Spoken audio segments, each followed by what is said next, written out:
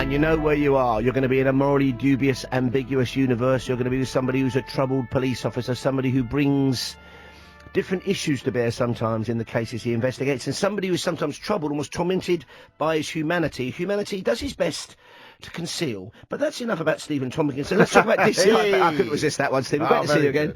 So, DCI Bank's back on soon. I've seen the first episode, and I noticed a bit of a difference because you're normally dealing with a case over 2 episodes. Yes. And it's kind of done and dusted, and you carry the weight on a bit, but not the story. This time around, there's a difference. You've got a running investigation, a running story as well. We do indeed, yeah. For the first time, we're having one element that runs through all 6 episodes, which is lovely. Gives you time to develop the characters, and it's one of those Banks meeting his bête noire that he's been trying to put away for ages. A man called Steve Richards, who to the outside world is a property developer and very successful and brings lots of jobs to the area, but underneath he's a wrong 'un. He's a ne'er-do-well, a scoundrel, a cad, and a rotter. Possibly a rapscallion. Yes, I think so. Can you have those in Leeds? With chips, probably. And I wanted to mention the Leeds location, because I've a daughter still at the moment at Leeds Uni. The other one's just graduated, and it really makes a feature of the city, of the backdrop there, doesn't it? Because it's got its own unique character, Leeds. It's one of those kind of interesting places.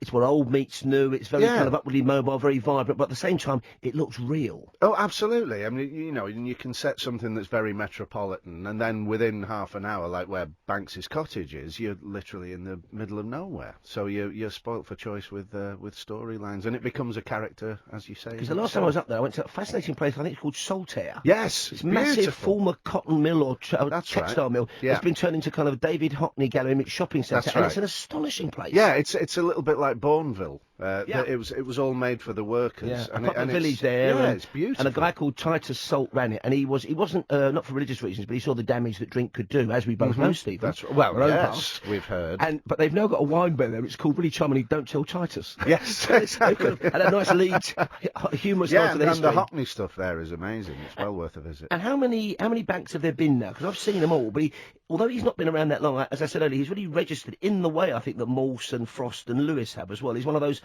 surname coppers. Yes, exactly. And we started with a pilot, 2 episodes, and then this is our 5th series now. So it's I mean the success pretty much lies with Peter Robinson's novels first of all. And the audience have now taken to it, and it's certainly, if people are coming up from holiday and have kind of read all their Kindle books and stuff, you should definitely check out those novels, because again, they're real nick. They're, you know, if you make the mistake of reading them at 11:15 at night, you will not be going to sleep before 1, 2 in the morning. Yeah, and Stephen King says he's his favourite writer, so and he sold a novel to himself, hasn't he? Yeah. Let me ask you, if I may, a completely different question now. I'm just putting you on the spot a bit. I don't know if you've seen the front of the Daily Mirror this morning, and we know you did. No, I heard you mention it just now. They've got a photograph on the front of the Mirror of a 12-year-old girl who shot dead a giraffe. It's hideous. Now, we know, because of your Sunday night show, you've had your share of wild animals out there in Africa. Absolutely. What do you make of this kind of story when you see it? Even before you got involved with the great, wild... I blame the parents. Yeah. And who wouldn't at 12 years old? It's disgusting. Absolutely disgusting. And giraffe... they're putting another copy in front of you. I just showed it to him. No, I can't get over that. No. And why there's any pride in that as well. There seems to be a bit of I want the publicity. Yeah, and also maybe some kind of agenda about the National Rifle Association in America, or that kind of, possibly that kind of pressure in there. Yes. Now, of course, people have seen you in many things over the years. Not that you've been around for 1,000 years, but you're looking old. Let me tell you, you've had a hard life. We first met in a very cramped bathroom with Susanna Doyle from Drop the Dead Donkey, and you and Zig and Zag interviewed me. A long time ago on the Big Breakfast. A long time ago. In a different universe. And then I went and saw you at the Comedy Awards, and you had a bit of a verbal challenge, which you pulled off, and I think you had to repeat. Yes, exactly. I will tell the team after what you managed what words you managed to squeeze onto mainstream prime time. It was Paul Whitehouse bet me. It's all his fault, is it? Under the watchful eyes of my brother Jonathan. Indeed. And the show was very nervous, but you did it. Yes. If you're wondering what I said, please, I can't explain it on air. Got away but with of all the different things you've done down the years, have you got something you've enjoyed the most looking back, or something, as with Cold Feet, you might bring back, like Drop the Dead Donkey? Oh, well, Drop the was very special, and the genius of Andy and Guy being able to write up to the minute and give you 25% of the show's content on the day and shape it around what was happening in the news. You just love a challenge, don't you? That was a challenge. challenge. Indeed, yes. And Brastoff, I'm very fond of as well. But I just wonder, because there seems a bit of a drive. They've had uncertain reviews, but they're interesting attempts, I think, to kind of redo or revive shows like Are You Being Served and Porridge. And, of course, Cold Feet is coming back very soon. Cold Feet's coming back, yes. So it's interesting. Yeah. I'd love them to bring Wild at Heart back, and we could hunt down this horrible girl. Well, I was saying maybe just drop her dad into a Pride of Lions. Yes, that would be nice. The only language See how they get on. Take the guns away from her. And what are you up to next? I'm doing rounds of auditions, as us actors do, and I've just finished filming a new series of Trolleyed. Which is a fantastic Sky One, I think. Yeah, it's lovely stuff down in Bristol. And Rufus Hound has joined us this year, as well as Jason Watkins and Sarah Parrish and Chanel Cresswell. 2 BAFTA award winners in there. What more do you want? And when you're making a show like Banks, and there's actually the kind of... It's cinematic, basically. I don't know how much they spend on it, but it's beautifully shot, I think. And it's got a lot of stuff in the foreground, like proper old movies, almost like 30s movies. Exactly. And you actually then... The camera stops, and you're a funny guy in real life. How do you keep the mood going if it's that intense, or does that is it just acting, darling, and when the red light goes on, you're back into it?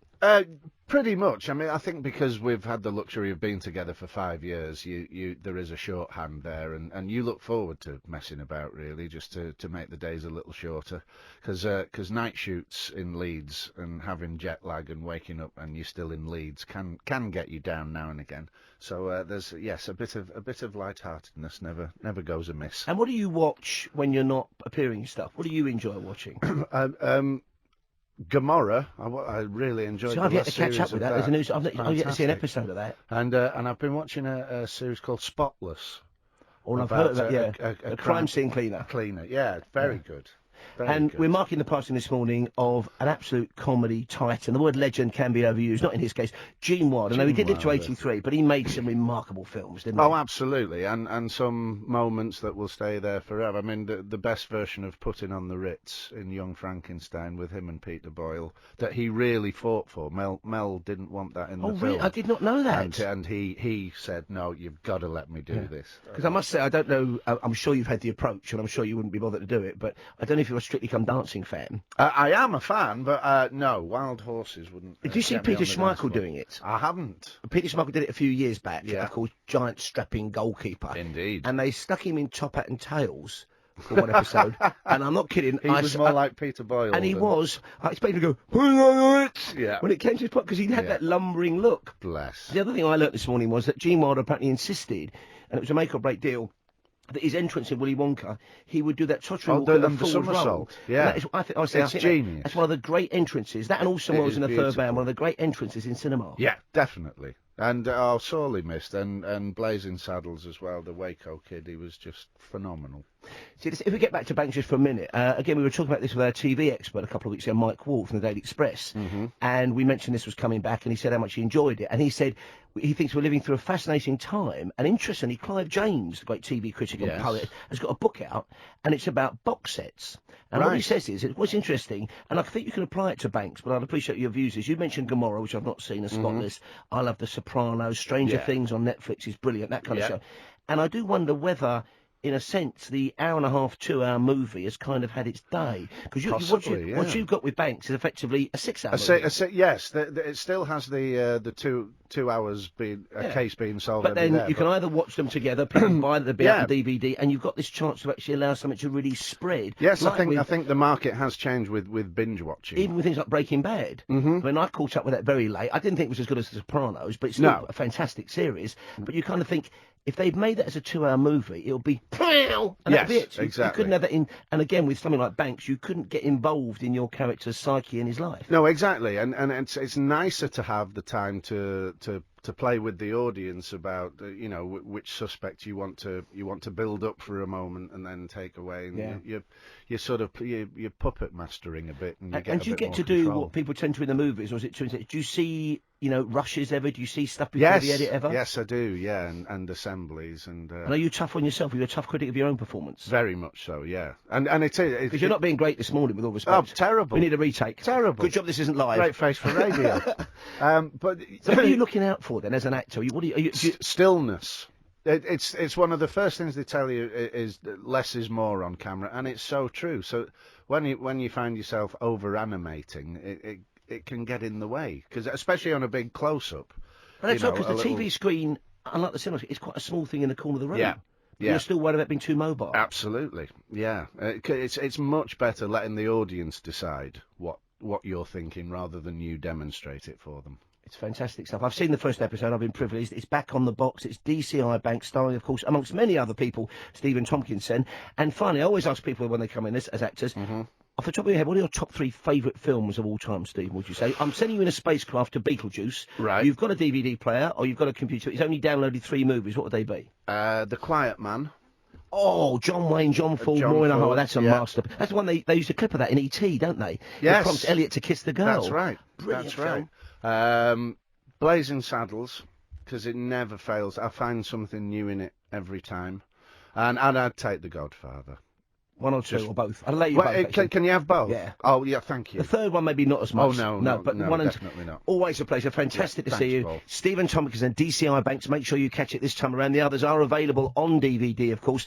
Fantastic show. Wednesday night. ITV, 9 o'clock. Did I not say that? No. Oh, blimey. Good Lord. Tomorrow night, 9 o'clock. We did give it a big old trail up yesterday on the TV Thanks, review as Paul. well. So it's a fantastic show. Great to see him again. And I'll be telling the team afterwards the rare verbal challenge that Stephen Tompkinson was given by Paul Wethouse and matched in my presence and many other people. Our jaws hit the floor, but he got away with it because he's somehow got, okay, slightly battered and lugubrious, but he's got a choir boy's face. Thank you very much indeed, Stephen Tompkinson.